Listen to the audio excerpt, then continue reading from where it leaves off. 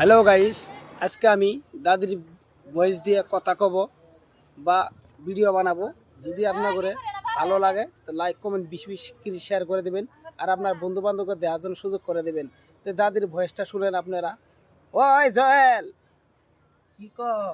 তোর দাদা মা কই নাই রে দিয়ে থুয়ে বাজারে গেছে গা, যে কয়ে গেছে যে বলে তুই আমার আইতে দেরি হব, তে তুই মা কই গিলে জোর কইরে বস্তাত ভরাস।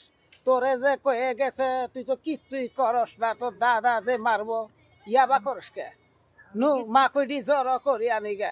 আমি আমার তো মিল দিয়ে চিলিক দে উঠে গো কাম করবার কিচ্ছু করবি না মানে তুই ইয়াবা করস কে?